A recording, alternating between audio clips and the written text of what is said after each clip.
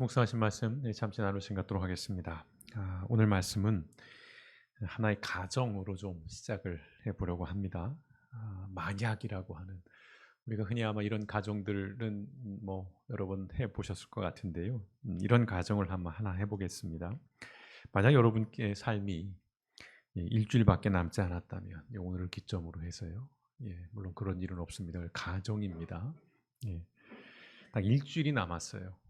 일주일 저도 그렇고 여러분 모두가 자 그러면 사랑하는 사람들에게 어떤 말을 남기겠습니까? 이런 식의 우리가 가정들을 많이 해보는데요. 자 일주일 남은 인생 시간이 짧은 것이죠. 남겨진 이들에게 특별히 사랑하는 사람들에게 여러분 어떤 말을 해주고 싶으신지요? 여기 한 가지 설정을 좀 더 해보자면 이제 남겨진 사람들이 조만간 인생에서 가장 중요하고 그리고 매우 힘겨운 어떤 도전 또 시련을 앞두고 있다는 것을 알고 있다면 성도 여러분께서는 그 남겨진 이들에게 어떻게 권면하고 또 그들을 어떻게 격려하시겠는지요? 구체적인 상황 어떤 내용들은 저마다 다를 것 같아요. 그러나 남겨진 사람들을 향한 어떤 간절함 또는 애절함, 진지함은 아마 모두가 다르지 않을 것 같습니다. 너무 식상한 표현입니다만 그야말로 피를 토하는 심정이지 않을까 그런 마음으로 이른바 유언을 남기지 않을까라는 생각을 해봅니다. 오늘 이런 가정으로 시작한 이유는 이제 우리가 계속해서 성경을 한 책 한 책 살펴보고 있는데요. 오늘이 그 모세오경 5권의 책의 이제 마지막 책인 신명기, 신명기서가 바로 이러한 유언을 기록한 말씀이기 때문에 그렇습니다. 자, 신명기 말씀은 광야 40년 유랑 생활 과정 가운데 태어난 이른바 출애굽 2세대들을 향한 모세의 유언을 담고 있습니다.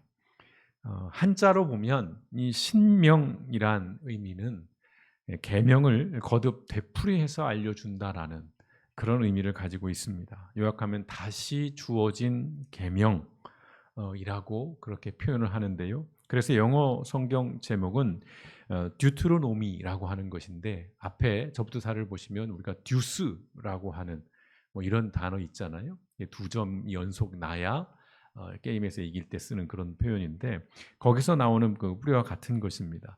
두 번째 어떤 율법이라고 하는 뜻의 헬라어 듀테로노미온이라고 하는 이 단어에서 나온 영어 단어입니다. 이게 두 번째 율법, 그러니까 어떤 새롭게 주어지는 율법이라는 의미는 아니고요.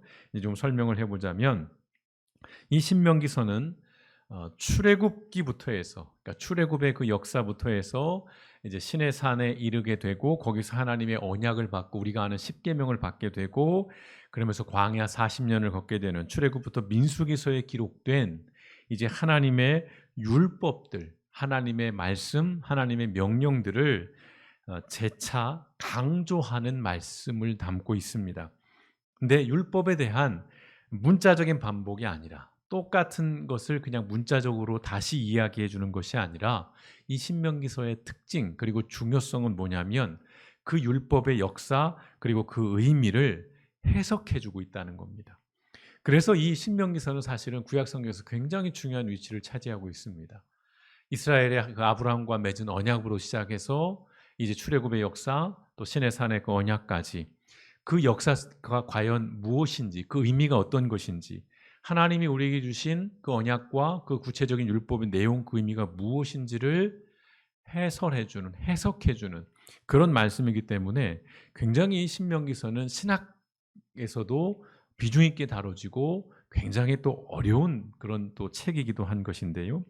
자, 이제 모세는 가나안 땅에 들어가기에 앞서서 요단강 동편의 모압 평지라고 하는 곳에 이스라엘 백성들을 다 모아두고 어떻게 우리가 여기까지 오게 되었는지를 들려줘요. 근데 이 신명기서의 형식은 설교입니다. 이 신명기서는 세 편의 설교로 구성되어 있어요. 그러니까 모세가 설교를 하는 것입니다. 설교라는 것이 뭐예요? 하나님의 말씀을 풀어서 이것이 우리 공동체에게 오늘 우리에게 이것이 어떤 의미가 있는가를 들려주는 게 설교라는 것입니다.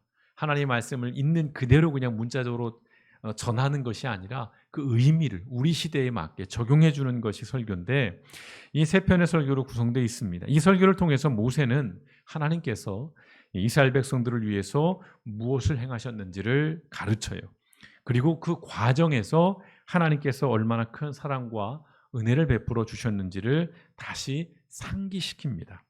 그래서 이 신명기서는 또 다른 이름으로는 회상의 책이라고 하는 별칭을 가지고 있어요.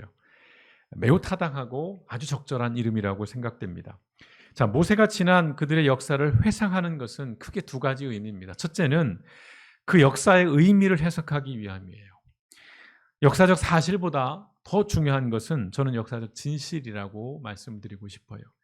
어떤 일어난 팩트, 몇 년도에 어떤 일이 벌어졌다. 그래서 그때 어떤 일이 있었고 누가 살았고 누가 죽었고 또는 거기서 어떤 일들이 벌어졌다. 물론 그 팩트도 중요합니다만은 그것이 그 세대의 사람들에게, 그 공동체에게, 그 사회에게 그 역사가 어떤 영향을 주었고 어떤 의미였는가, 이것을 연구하고 이것을 파헤치는 것이 결국은 진실에 관련된 문제인데, 그러니까 결국 역사는 이 진실, 이 중요한 것인데 이 진실은 해석에서 나온다는 것이죠. 모세는 출애굽 사건, 광야 40년의 역사가 이스라엘 백성들에게 어떤 의미인가를 가르쳐요. 그러기 위해서 회상하는 겁니다. 두 번째는 바로 그 역사를 기억하기 위함입니다. 해석하는 것뿐만 아니라 다시금 기억하기 위함이에요. 자, 모세는 아마 이 말을 미리 알고 있었던 것 같습니다. 역사를 이야기할 때 흔히 나오는 이 관용구와 같은 문장, 기억되지 않는 역사는 반복된다라고 하는 이 말을 모세가 가장 명확하게 알고 있었던 것 같습니다. 특별히 광야 40년에 이 결정적인 계기가 된, 우리가 지난주 민수기서를 통해 살펴본 가나안 정탐 사건, 이것이 이스라엘 민족에게는 굉장히 중요한 사건이에요. 그들의 모든 걸 바꿔놓은 사건이니까요. 이 가나안 정탐 사건에 대해서 모세가 이 신명기서를 통해서 굉장히 비중 있게 다뤄요.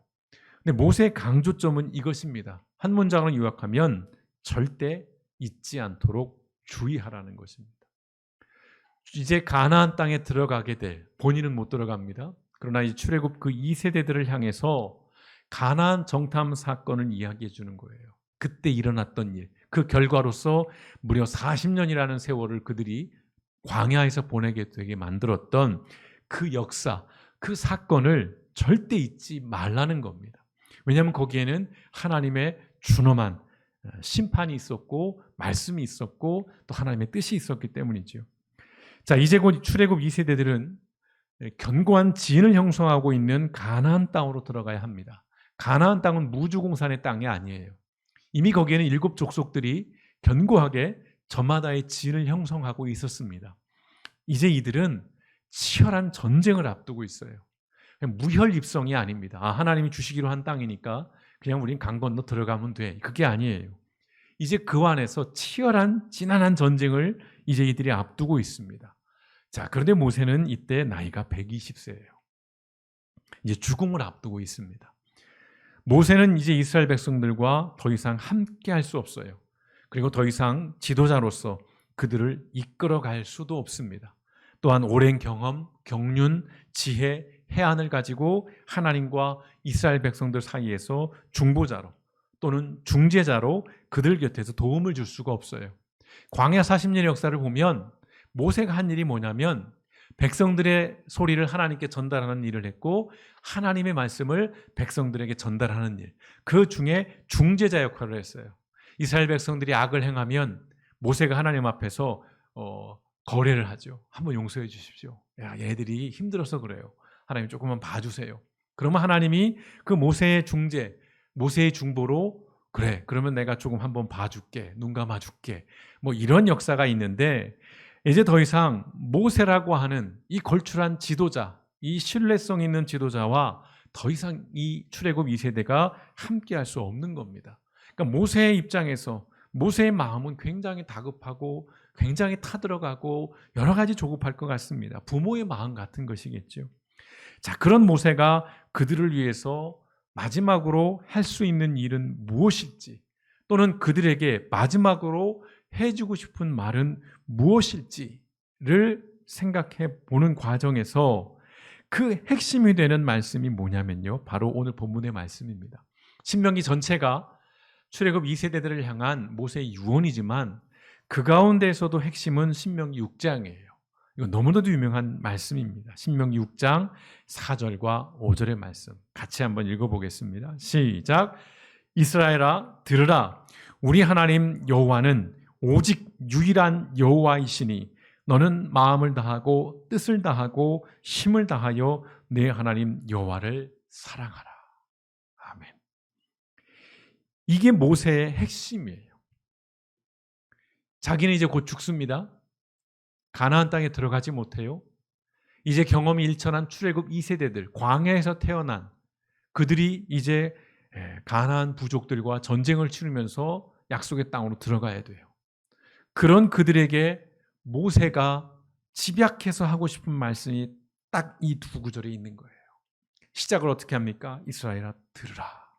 굉장히 유명한 쉐마라고 하죠. 뭘 들으라는 거예요? 우리 하나님 여호와는 오직 유일한 여호와이시니. 그러면서 뭐라고 말해요? 너는 마음을 다하고 뜻을 다하고 힘을 다하여 내 하나님 여호와를 사랑하라. 집약적인 말씀이에요. 자, 조금 이제 보겠습니다. 자, 모세 인생을 잠깐 살펴볼까요? 우리가 아는 모세 인생. 자, 세 어떤 시기로 구분이 됩니다. 첫 번째 40년은 왕궁에 살았죠.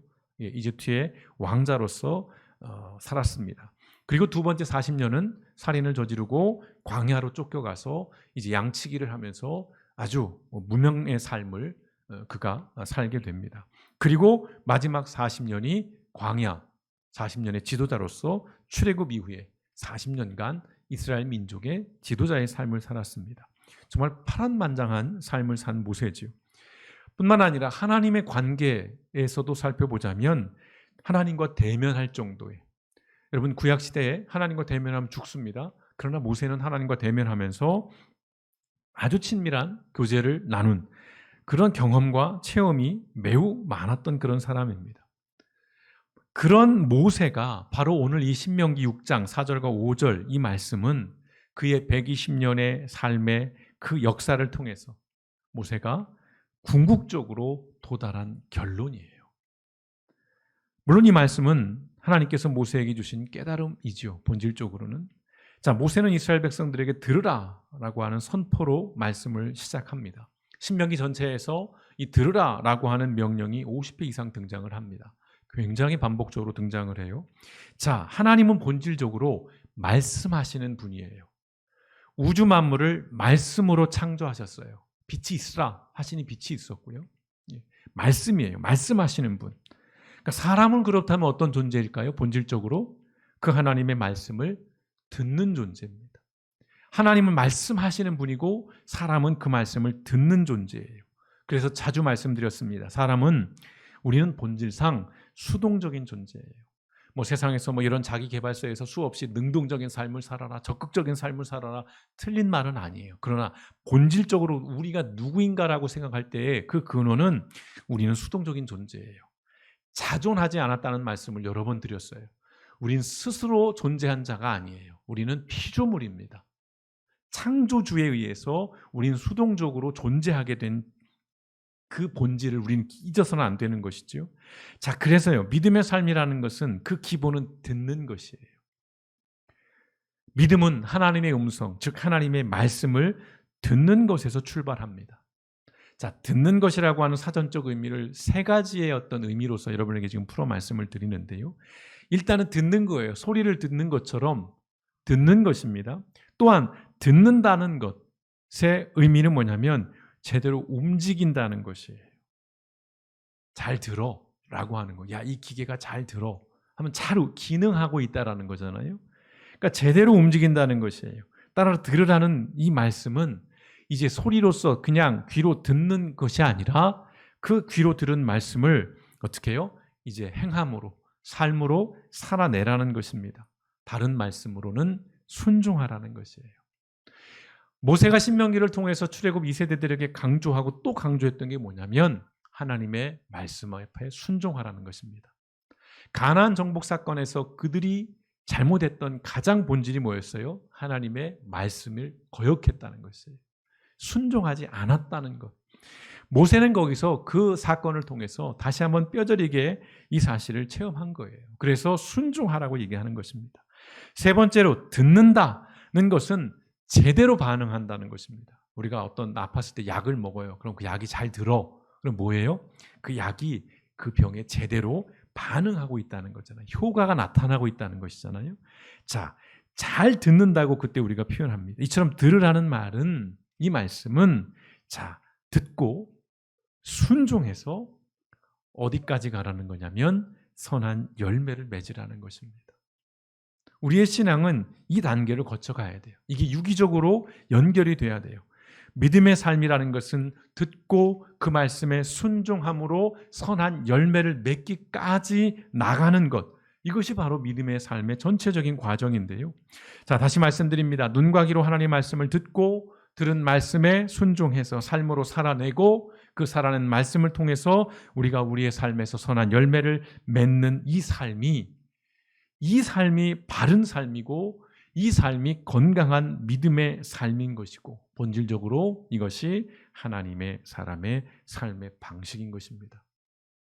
내가 인생을 어떻게 살아야 할지, 내가 삶을 어떻게 살아야 할지, 내 다음 세대에게, 내 자녀에게 내가 삶을 어떻게 가르쳐야 할까? 여러분 저걸 가르치십시오. 모세가 지금 그걸 하는 거예요. 다 자녀 같은 그 출애굽 2세대들에게 본인은 이제 죽지만, 본인은 가나안 땅에 들어가지 못하지만 이제 그 땅에 들어갈, 거기서 이제 일상을 또 살아내야 할 그 처절한 현실을 맞이해야 될 세대들에게 모세가 이 말씀을 간절한 마음으로 선포하고 있는 것입니다. 자, 다시 좀 더 요약을 해보겠습니다. 자, 백성들이 들어야 하는, 이스라엘 백성들이 들어야 하는, 즉 말씀하시는 이 하나님은 누구이십니까? 오늘 모세는 그렇게 표현해요. 유일한 하나님이다. 예, 유일하다. 영어 원이라고 하는 그런 단어를 써요. 자, 유일하다는 것은 하나님은 한 분이다라고 하는 의미를 1차적으로 가지고 있습니다. 또 그 유일하다는 것은 오직 하나님만이 진짜 하나님, 진정한 하나님이시라는 거예요. 여러분 이것은 당시에 수많은 신이 존재하던 그 세계에서는 굉장히 충격적인 이야기예요. 그리고 굉장히 파격적인 선언입니다. 온갖 신들이 존재하는 그것이 당연했던 세상에서 모세가 오직 하나님은 한 분뿐이라고 지금 선언하고 있는 것입니다. 근데 여기서 우리가 포인트를 잊지 말아야 할 것은 뭐냐면 모세가 이 이야기를 하는 것은 그러니까 다른 신들을 부정하고 다른 신들을 폐기하라고 하는 어떤 적대적인 배타적인 차원에서 이 선포를 하는 것이 아니라 그 본질은 뭐냐면 이스라엘 백성들에게요. 오직 여호와 하나님만을 바라고 그 하나님께만 순종하라는 차원에서 이 말씀을 하고 있는 거예요. 그러니까 야, 기독교가 너무 배타적이야. 너무 독선적이야. 다른 신들을 다 무시해. 여러분 이게 미묘한 차이가 있는 거예요. 그런 관점이 아니에요. 우선 하나님께 집중하라는 거예요. 다른 신들 있는지 없는지 그거 우리는 신경 안 써. 나 상관하지 않아.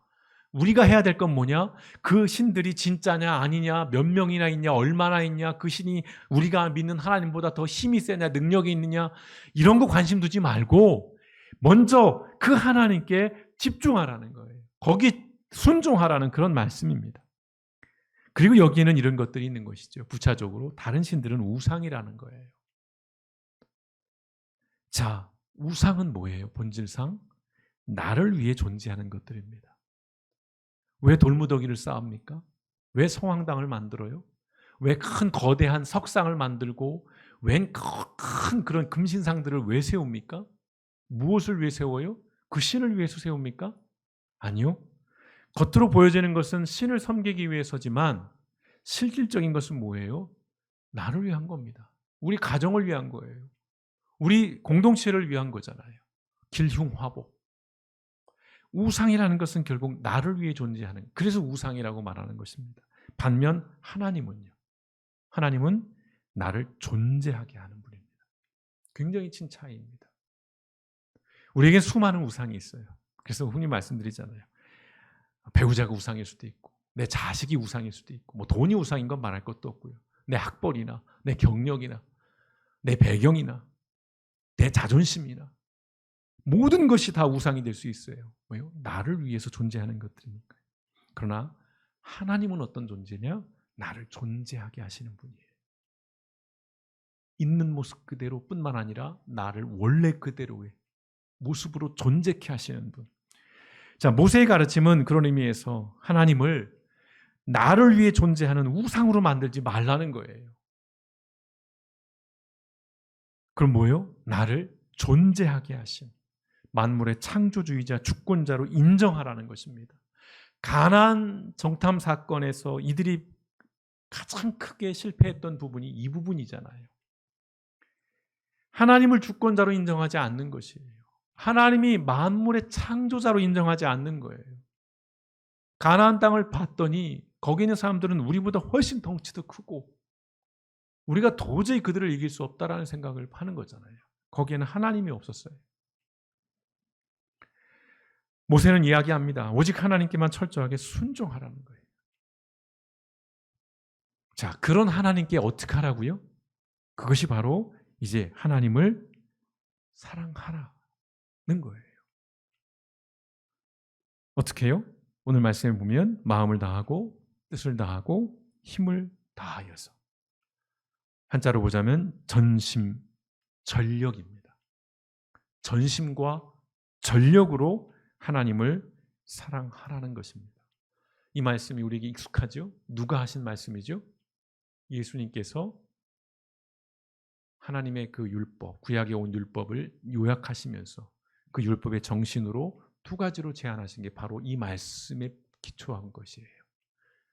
하나님을 사랑하고 내 이웃을 내 몸과 같이 사랑하라고 하는, 이것이 온 선지자들의 강령이고 율법의 핵심이라는 그 예수님의 말씀이 바로 여기에 있어. 그러니까 모세의 이 말씀이 그래서 중요한 거예요.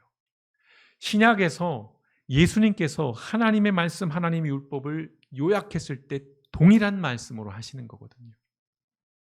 자, 사랑한다는 것은 수많은 것으로 정의를 내릴 수 있을 것 같아요.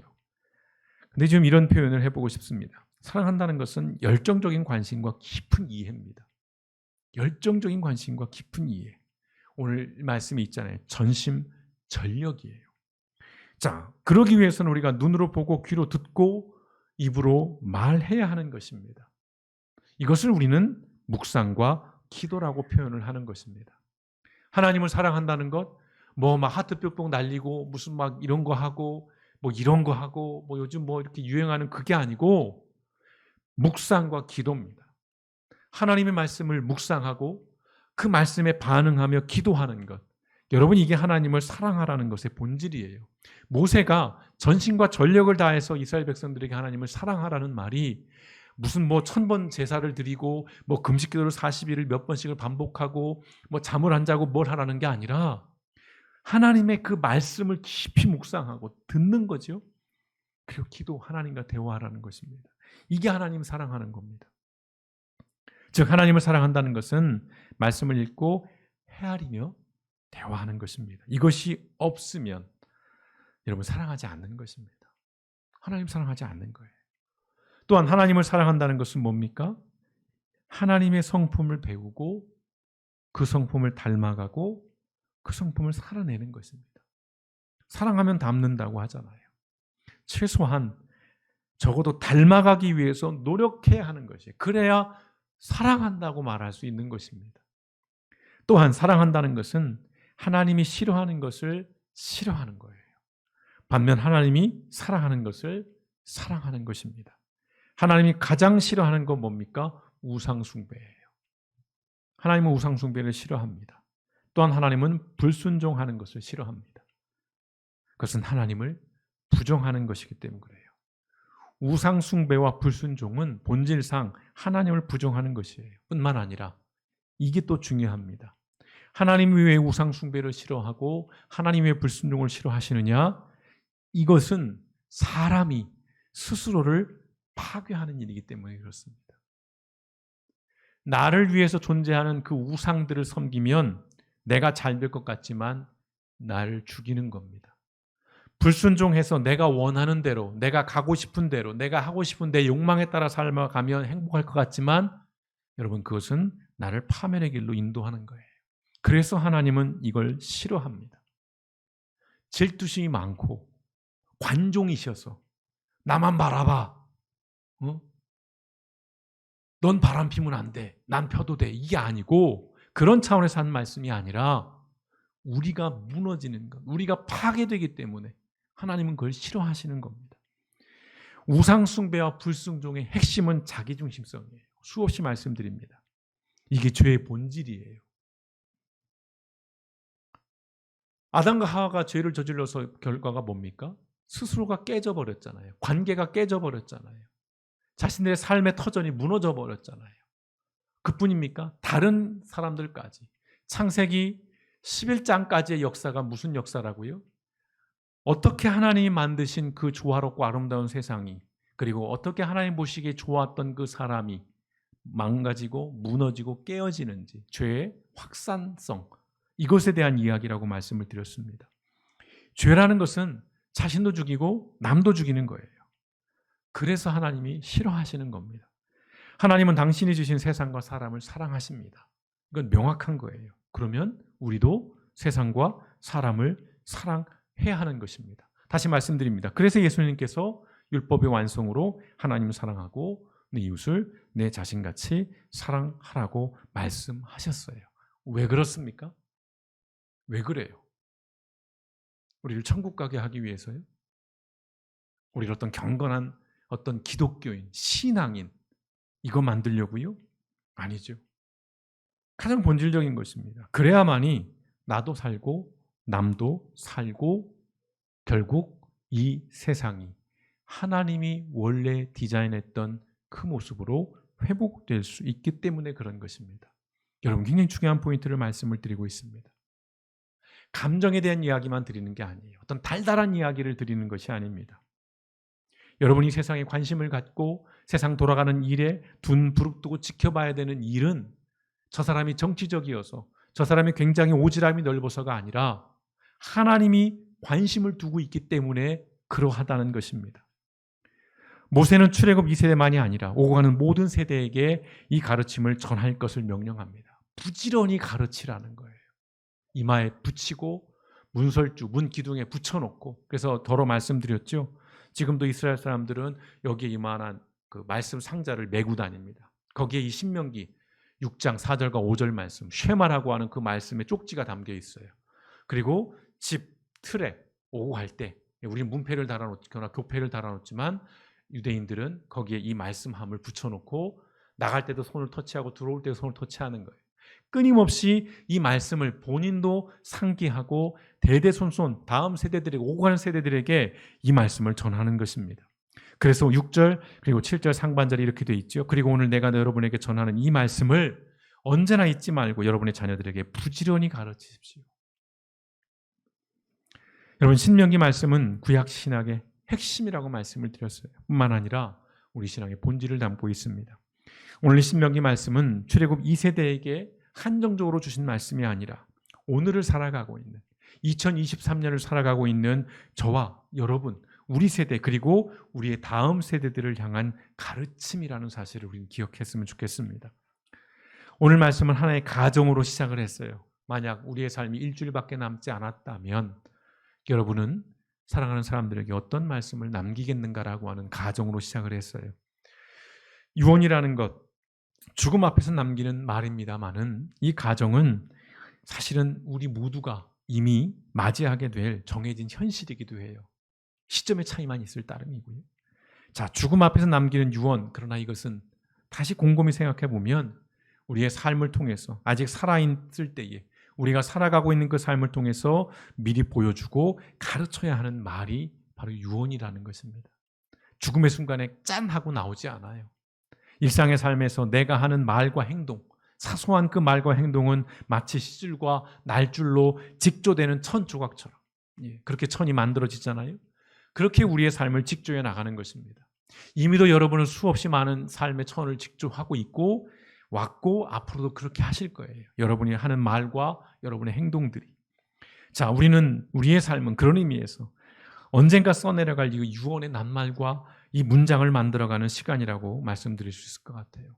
그래서 우리는 지금 우리의 삶이 어떤지를 끊임없이 묵상하는 것입니다. 성찰해야 하는 것입니다. 오늘 모세가 저와 여러분에게 다시 묻습니다. 신명기 10장 12절에서 13절 말씀을 통해서요. 같이 읽어보겠습니다. 시작. 이스라엘 백성 여러분, 여러분의 하나님 여호와께서 여러분에게 요구하시는 것이 무엇입니까? 여러분의 하나님 여호와를 두려워하고 그분의 뜻대로 살며 마음을 다하고 정성을 다하여 그분을 사랑하고 섬기며 내가 여러분의 행복을 위해 오늘 여러분에게 전하는 여호와의 명령과 규정을 지키는 것이 아니겠습니까? 오늘 모세가 우리에게 전하는 이 말씀이 여러분에게 들린다면 여러분 응답하셔야 합니다. 그래야 여러분이 살고 여러분의 자녀가 살고 우리가 살고 다음 세대들이 살 수 있기 때문인 것입니다. 말씀을 듣고 응답하는 사람, 그런 삶이 진짜 복된 삶이고 그 삶이 진짜 잘 사는 인생이라는 것, 우리가 오늘 신명기 말씀을 통해서 오늘 우리에게 들려주시는 이 하나님의 음성을 듣고 이 한 주간 이 말씀의 의미를 곱씹어가면서 내가 살아가는 삶의 이 여정을 통해서 나는 과연 어떠한 유언을 지금 써내려가고 있고 내 다음 세대에게 나는 어떠한 말을 남기게 될 것인지 바라기는 모세가 그 출애굽 2세대에게 전해줬던 이 말씀을 우리도 우리 세대와 다음 세대에게 전하면서 오늘 우리가 온전한 하나님의 사람, 믿음의 삶을 살아내는 저 여러분 우리 길법교 되시기를 주님의 이름으로 축원드립니다. 함께 기도하시겠습니다.